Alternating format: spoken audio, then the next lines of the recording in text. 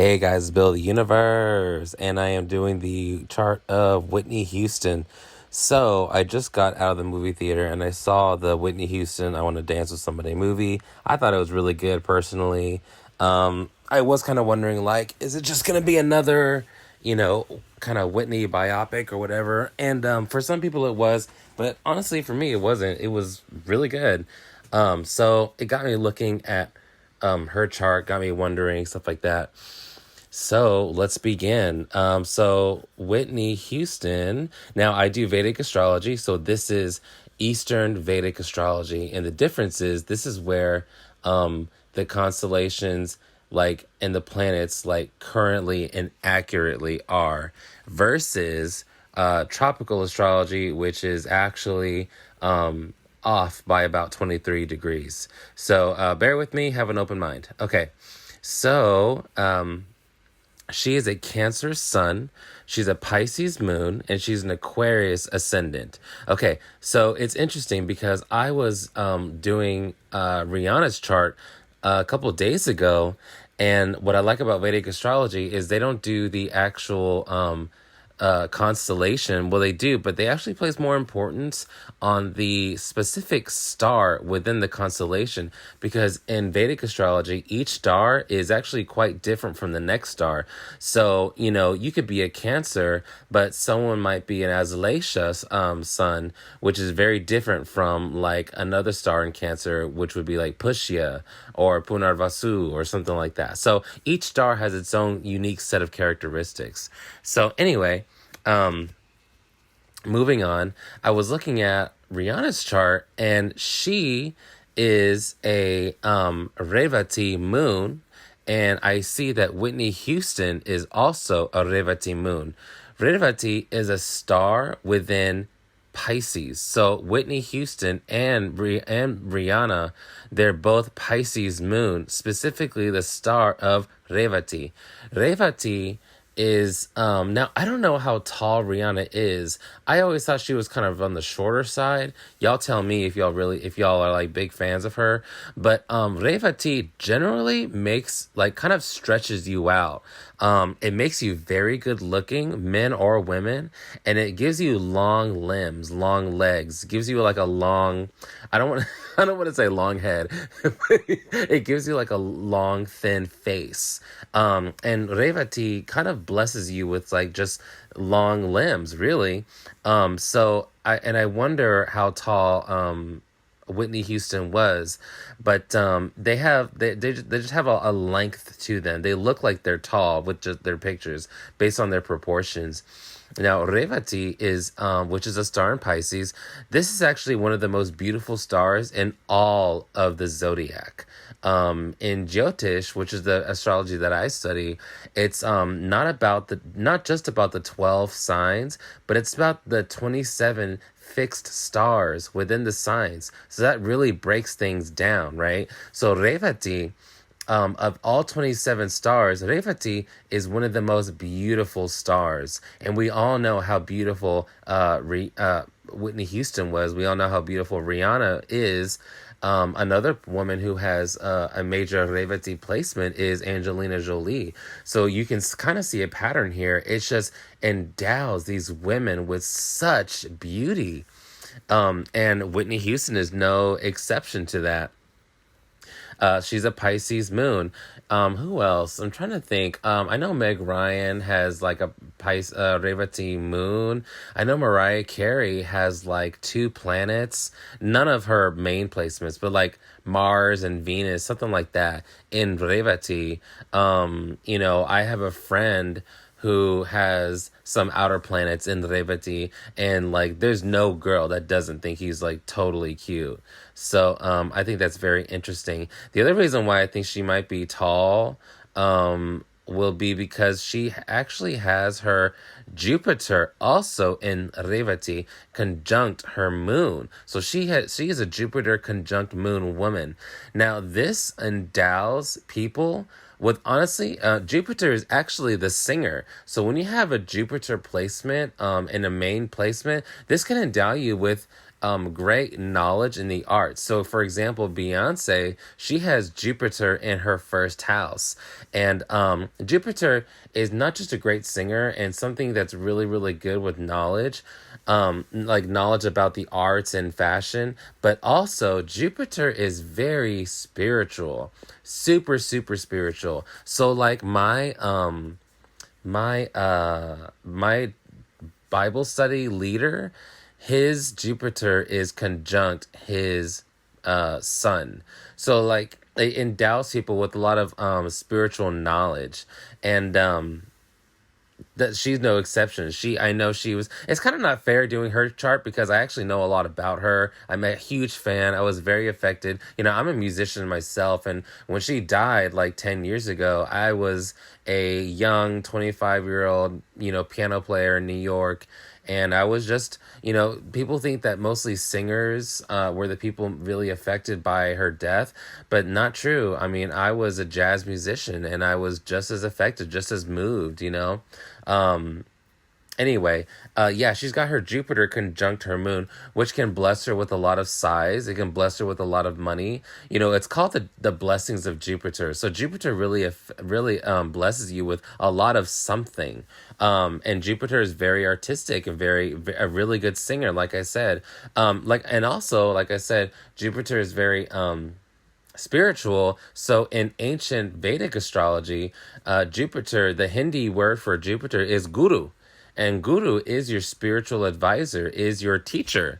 So that makes total sense that she was actually a spiritual advisor. There's actually, when I look at this chart, if I'm being perfectly honest, I don't actually see a lot of indicators for someone who has great fame in their chart, or someone who's guaranteed great fame or something like that. You know what I honestly see? When I first saw this, I actually thought two things. One, I thought substance issues, possible abuse with substance.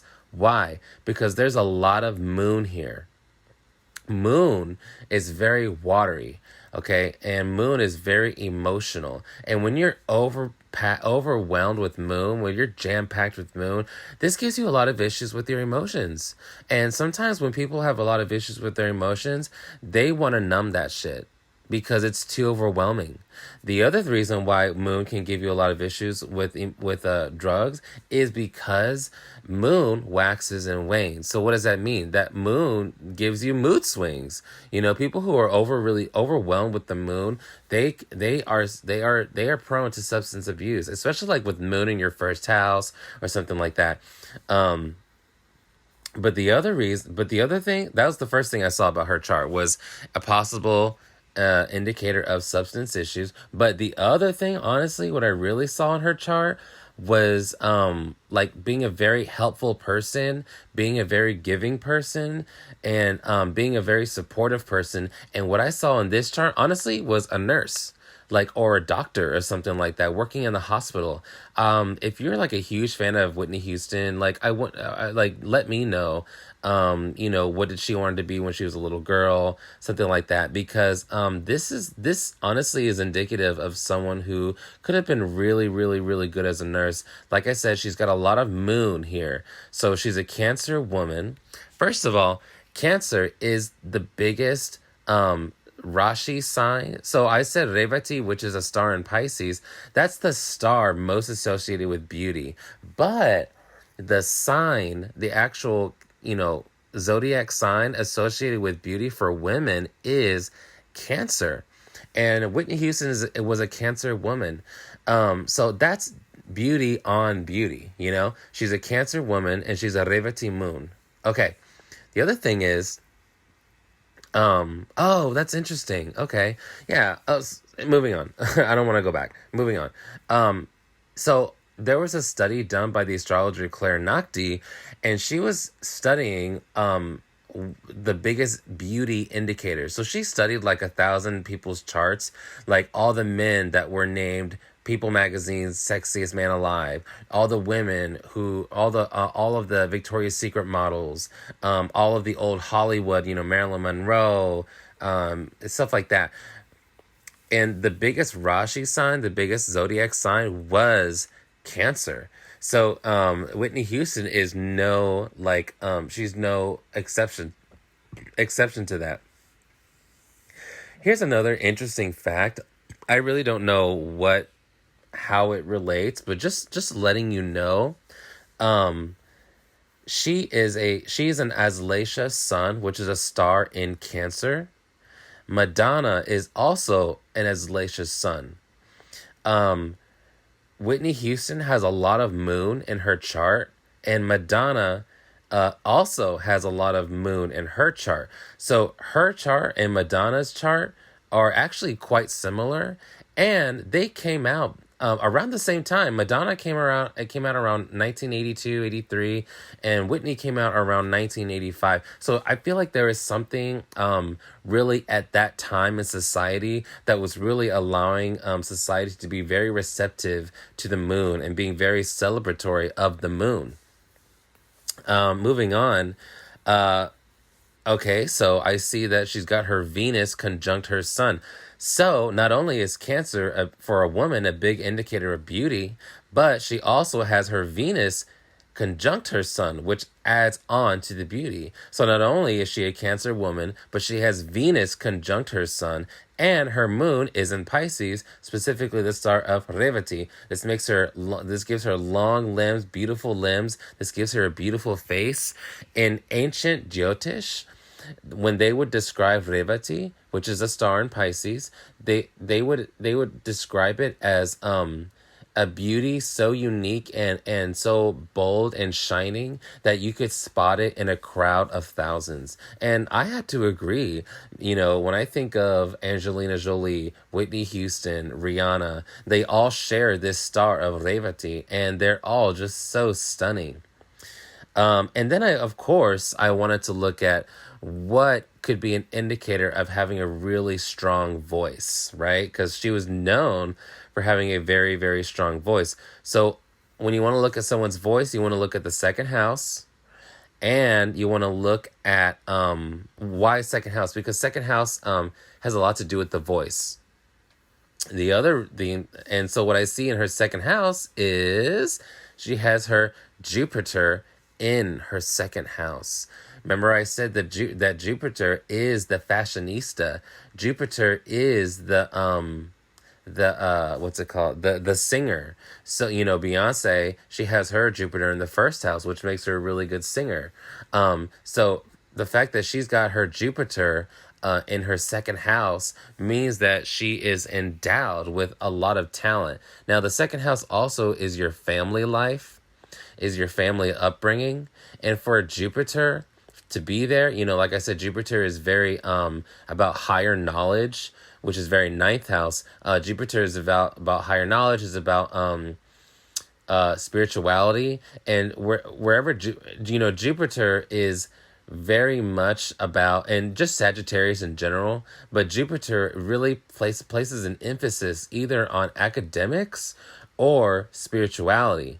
And so for her to have Jupiter in her second house of the family, this means that either academics was really, really an important a centerpiece in her family life, or spirituality was a very important centerpiece in her family life, which I'm willing to bet was the latter. Now, remember I said Jupiter is conjunct her moon. This means that her moon was also in her second house. This means that her mother, because moon is the mother, this also means that her mother was a huge part of her upbringing, that she was very, very, very close to her mother. And because Jupiter is conjunct moon, this could suggest that she learned a lot about her belief system, because that's Jupiter in that second house. She kind of inherited her belief system through her mother, because her moon is in the second house. So anyway, second house also deals with the voice, and moon is actually very good at the arts as well. Ariana Grande, her moon is in Hasta. That's a star in Virgo. And Hasta is ruled by the moon. So and she's got a great fucking voice, So yeah, she's got a really, really well-placed second house. Now, the actual planet that rules the voice is Mercury. So if I look at her Mercury, what oh, wow, that's beautiful. Okay, so if I look at her Mercury is in Leo. Cool. So we all know Leo is artistic, is very creative, is very sensual. Damn, and it's in the second Navamsha? Wow. Okay. So first of all, yeah, it's her Mercury's in Leo, okay? Then not only that, but the specific star in Leo of Purva Falguni. Purva Falguni is actually like the most creative star in all 27 stars of Jyotish. So that same what's it called? That same astrologer, Claire Nocti, she did a case study of like 1,200, like literally over 1,000 creative people, singers, actors, playwrights, directors, fine artists, dancers, like everybody, sculptors even, like, and the number two highest placement for the most creative was this star of Purva Falguni, which sits at the butt of the lion in Leo. And so Whitney Houston's Mercury is in Purva Falguni. That gives them a very sensual voice. It gives them a very powerful voice because Leo is very authoritative, right? Leo is very artistic. Leo has a lot of confidence in their artistic abilities. So when someone's Mercury is in Leo, this means that they have a beautiful voice. Not just that they like to sing and they like to act and all that stuff, but specifically Purva Falguni. And it's in the second Navamsha of Taurus. And Taurus is Venus ruled. So this is like Venus on Venus sitting in the very artistic Leo. So no wonder she's got such a colorful, warm sound to her voice. Not only that, but her Mercury is sitting in the seventh house. Seventh house is Libra. Seventh house is, and Libra is ruled by Venus. So this is like so much Venus along with creative Leo associated with just her voice. And even though seventh house doesn't necessarily make you as a great singer. Just because you have Mercury in the seventh house doesn't make you a great singer. You know what it honestly does? It makes you really good at business because Mercury is also like the mindset. And seventh house is contracts. That's why seventh house is marriage, because marriage is a contract. It's an agreement, and so seventh house is contracts of all kinds. It's relationships of all kinds, and so it suggests that she was actually really good at business. Yeah, and the other thing that makes her very beautiful is her south node. We're at 18 minutes. God, I really don't like to make them too long, but I don't know. I kind of want to keep going. Should I keep going? Okay, just a little bit longer. So her south node, which in Jyotish we call that Ketu, her south node is in Sagittarius, but specifically the star of Purva Ashada. Purva Ashada is, again, one of the most beautiful stars, and it's also one of the most creative stars.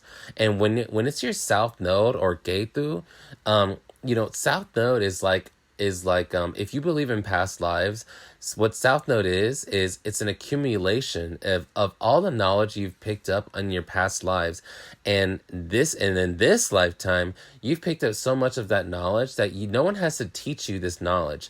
No, it's like it's innate knowledge that you already have. You can't just like explain really how you learned it. It's something you just kind of already knew. You're kind of born with. So her Ketu is in Purva Ashada. And that is a star ruled by Venus. So again, Purva Ashada stretches out the limbs and makes you tall. Why? Because it's sitting in the sign of Sagittarius. And Sagittarius is a Jupiter-ruled sign. Jupiter, like I said, is very spiritual. So this means that she's got two things that she wasn't taught. Beauty, and what makes a beautiful person, and what makes you very graceful. And the other thing that she wasn't taught, that she just knew, was spirituality. But to be honest, oh, the other thing that like what would make her famous was the fact that she's got Rahu in the fifth house. So when you have Rahu in the fifth house, I actually have Rahu in the fifth house too. This gives you like an insatiable hunger for fame. This makes you really, really want to be famous. Not just famous, but it makes you really, really want to be an artist. It makes you really, really want to be a Leo because fifth house is Leo, right? So she's got Rahu in the fifth house. You know, Rahu is the thing you want the most in life. The thing you just have to have in life that's gonna like solve all your problems. But in reality, Rahu is an illusion, and if you really devote your life to Rahu, it could actually kill you, which I think is very sad because I think fame really took a toll on her, obviously. And this is the exact this is the exact thing, the ramification of having Rahu in the fifth house is being obsessed with fame, is being obsessed with being an artist, and just doing like that's the only thing that matters. And I'll die if I have to do it. And she did. She died the day she was supposed to give a concert, And in the movie, they were telling her like, look, you really don't have to do this concert. Like you don't have to. Like there's no point. Your voice isn't where it should be. Just rest. And she was like, no, I'm a singer. I have to sing, and, we all know what happened. But honestly, the other thing that, but there's a lot of honestly things that make me think that she would be a really, really good nurse. She's got Saturn in the 11th house. This makes her really, oh no, she's got Saturn in the 12th house. Oh, interesting. Okay. Anyway, she's got Ketu in the 11th house, which means that she is so good at understanding people. She's so good at understanding the masses.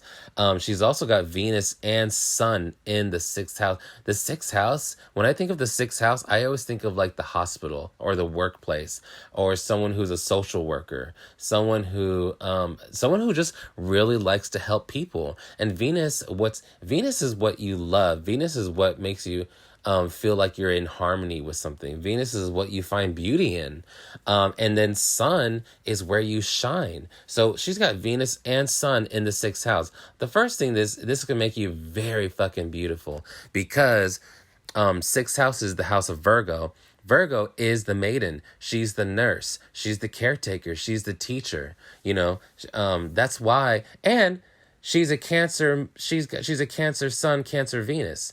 Cancer is already the mother, isn't it? Right.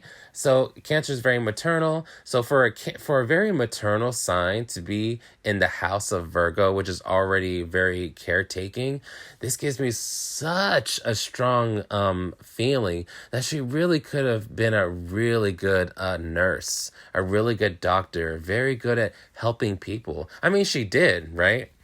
And then the last thing, I don't want to go into it, we're already at 23 fucking minutes, is that she's got Mars in the 8th house.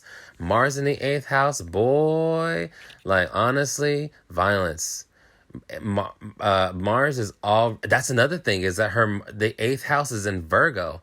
That means that that means that someone who can help people, and someone who's also comfortable with blood. That means that if she had joined the military, she would have been a medic or something like that. If she were to work in the hospital, she could have been a surgeon, someone who's very comfortable with blood. She could have been an ER nurse. She could have been a scrub nurse, helping out the surgeons, something like that. There's a lot of placements that could have, there's a lot of placements indicating a great need to heal, to be a servant to mankind, to really heal people. Anyway, guys, I think that's enough. But Mars in the 8th house, a lot of fucking issues with men, a lot of fucking issues with the father figure or men in general. Honestly, more boyfriend stuff.